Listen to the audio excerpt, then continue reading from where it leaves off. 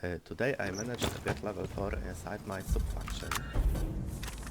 I noticed interesting thing, because if you will open 100 rats bar on our sub-faction base, you will see that you got levels, and every level grants you something. Like level 4 grants you plus 20% of the cost of selling artifacts and mutant parts. So in theory you can earn more money, but I noticed that also prices of consumables and ammo getting even reduced by more than before in on other cities hideouts. Like you see, this personal aid kit cost is like 25 rubles if you got every this first 3 cities leveled, but now I got it even cheaper. Probably if you manage to last level, this 50% this cost of selling artifacts and mutant will also affect the prices inside the shop. So they didn't told it there, but probably it's work like this. If it this work like this, this should too. So if you will start the real gameplay, not camping like animal around the bar for no reason, and you will go to the northern territories because you can level up your sub-faction or 100 rats bar only around there. You can just get level 2 everywhere around there, but after level 2 you won't get any more reputation, so you need to go to Red Forest or Janov. Also, in the full version of the game, there will be Limaysk and Blackwater accessible, but we still cannot get there. Probably it will be released in January, but it's not official information, so I'm not sure.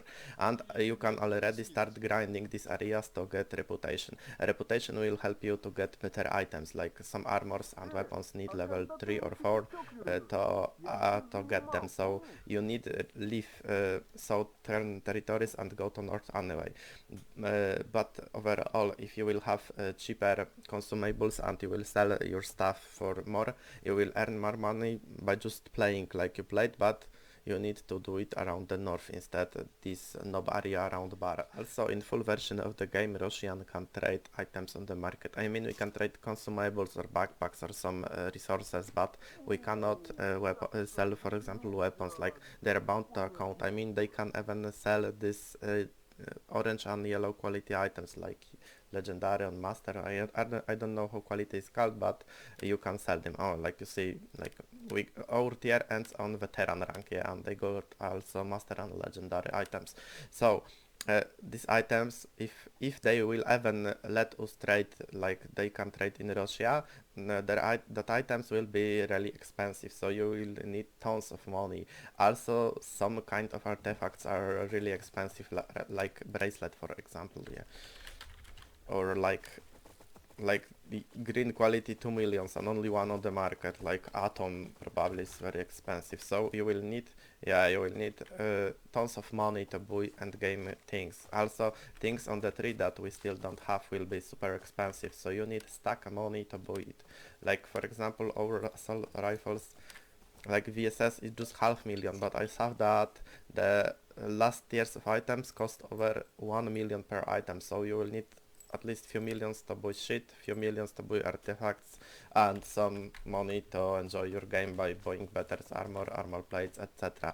So I recommend you stacking money. Of course, first activity is a PvP, but not sitting in bush like retard in front of bar to kill players that just living base with 300 ammo and 5 medkits. Kill farmers like gank on enemy maps, and usually it's very profitable, especially if you are a stalker, and bandits got, I think, much more players, because when I'm farming on our maps I see that enemies I sometimes can like meet 5 or 6 enemies, and when I'm ganking on bandit maps, usually I'm the only one stalker on them. So it's more profitable for stalkers because bandits got more numbers, but bandits can do it as well. It's like nice money to get the, regardless of the faction. But don't be toxic animal and sell bugs with loot. Like let's say the price for trader by x3, like 3 times more. That's fair in my opinion.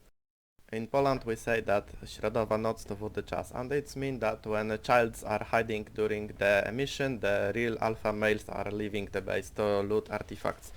In theory, you need to buy this artifact detector in that trader next to the mechanic in the bar, but in the practice, it's very expensive and you need farm shit tons of signal to get it, but you can handle it without it. You won't get every artifact, but you can find most of them because they are visible. And as you see, northern territories after ejection looks like this. Like you got literally 20 artifacts, and a real cookie alpha male is just getting inside this arch anomaly, and it's dying like animal.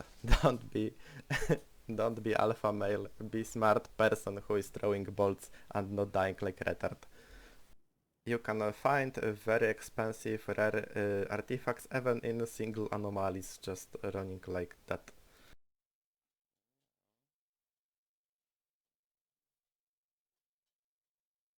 The next thing I will recommend you to do is doing airdrops, but beware because you need to start hacking it and usually there's some rat that will snipe you with bolty.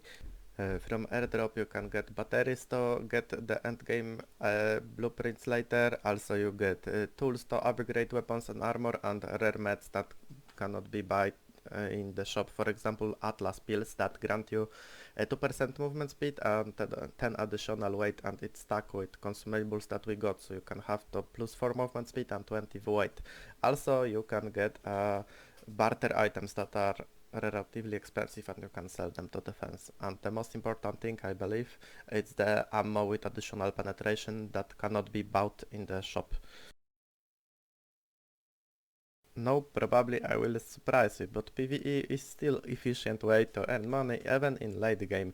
To be honest, you will get even more loot comparing to lower tier maps, but even in the low tier maps you can find these purple items that after opening it will grant you 20 pieces of corresponding resource, and this is the only way to buy barter resources. So people that got money and they are already in end game, they wanna buy it instead wasting time to farm early game areas, and as you see it's really profitable too.